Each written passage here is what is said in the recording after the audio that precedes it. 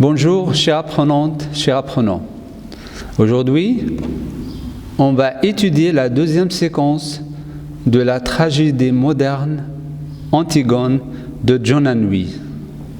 Cette tragédie, l'étude de cette tragédie moderne fait partie du modèle numéro 3. C'est la deuxième séquence d'Antigone, intitulée Antigone et la nourrice. C'est une activité de lecture avec une approche de lecture méthodique qui vise un public de la première année de baccalauréat. La compétence visée, c'est analyser un passage tragique. Nous avons deux objectifs à atteindre à la fin du cours. Relever le contraste entre deux personnages d'une tragédie et saisir la notion de quiproquo émanant de la confrontation des deux personnages. Le support, c'est d'où viens-tu jusqu'à il ne faut pas que je sois petite ce matin. Les pages 30 à 20. Je vous laisse maintenant, chers apprenantes, chers apprenants, à lire silencieusement votre texte.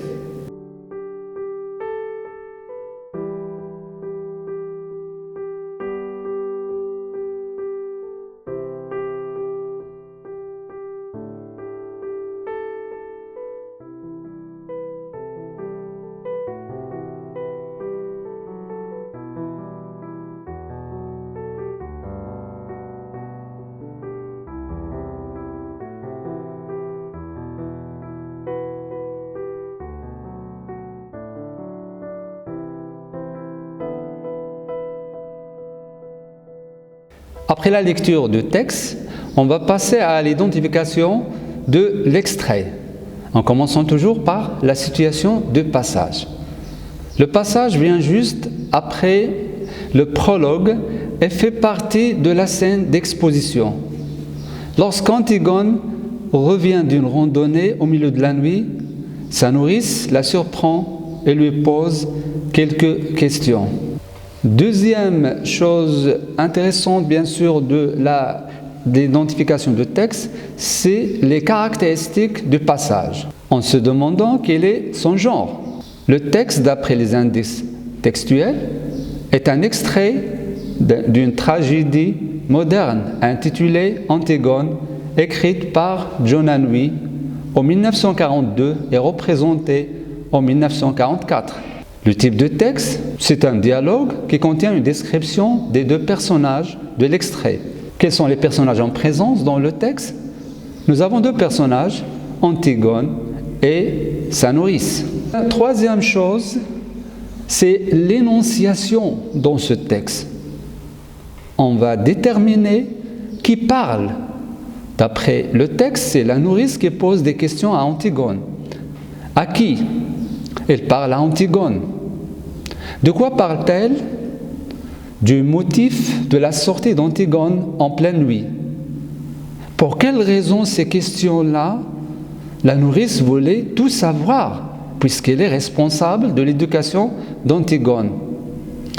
Quand? Avant le lever de jour, vers 4 heures du matin, ou dans la chambre d'Antigone. D'après le texte, les hypothèses de lecture se résument en deux grandes hypothèses. D'abord, le contraste entre deux personnages d'une tragédie, moderne bien sûr. Deuxièmement, le quiproquo entre Antigone et la nourrice. On va commencer les axes de lecture par étudier les traits de caractère de chaque personnage.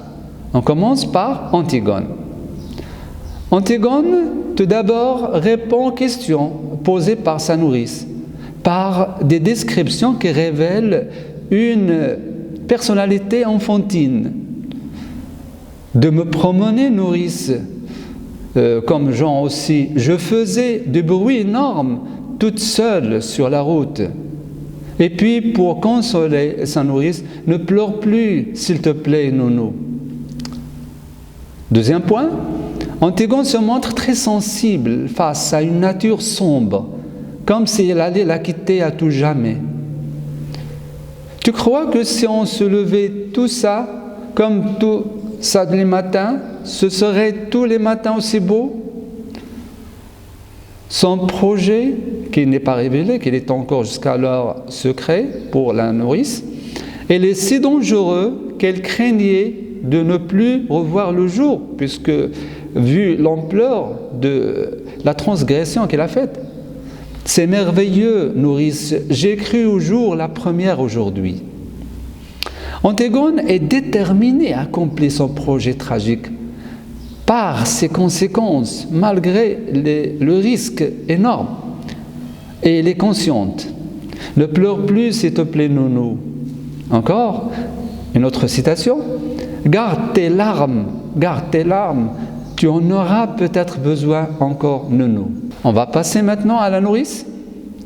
C'est un personnage naïf.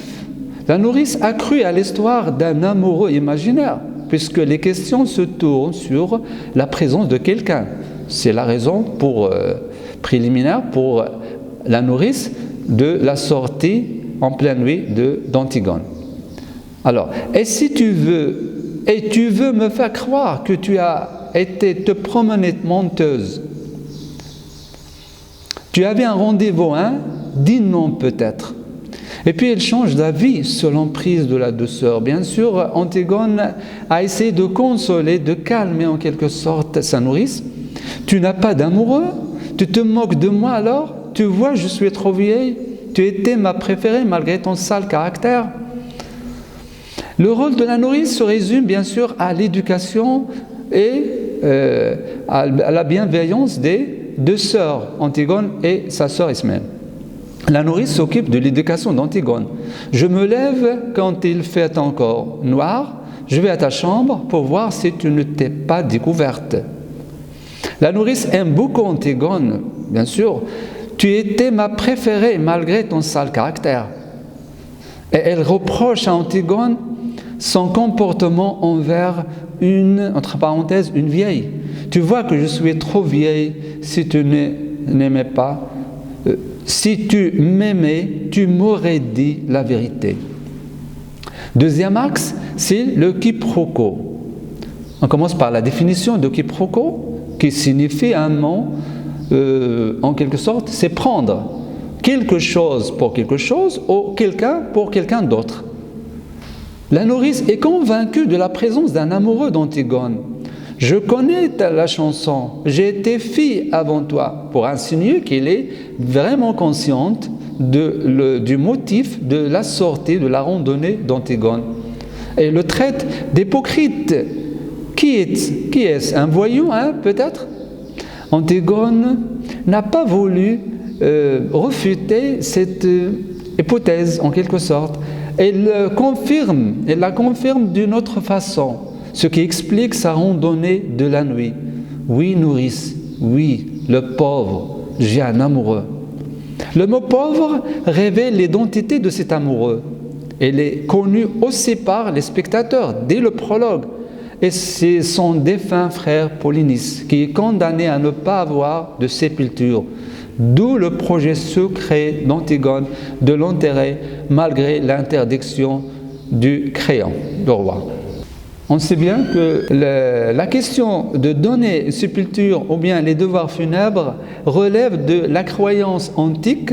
On croyait que le mort ira pour toujours et ne connaîtra jamais le repos sans ses obligations, sans ses devoirs funèbres. C'est pour cela Antigone tient tellement à enterrer, ce ne serait-ce que symboliquement, son frère par quelques poignées de terre. Le quiproquo met en évidence les pressentiments d'Antigone parce qu'elle est consciente de ses actes. Garde tes larmes, tu en auras peut-être besoin encore. Elle va mourir et elle le sait. Sa description de la couleur des plantes renforce cette sensation tragique. C'était beau, tout était gris. Il faut te lever plus tôt, nourrice, si tu veux voir un monde sans couleur. Et avec la prise de conscience de sa destinée fatale, oui, nourrice, mon oncle Créon le saura. On arrive maintenant à la synthèse de notre extrait. Le passage démontre un contraste entre les deux personnages, Antigone et sa nourrice. La nourrice se montre comme une vieille femme crédule, menant sa mission d'éducation avec dévouement, alors qu'Antigone représente le personnage tragique avec une personnalité ambivalente entre l'enfance et la maturité. Le quiproquo du passage fournit la première action sur le chemin d'accomplissement d'un destin annoncé par le prologue de la pièce tragique.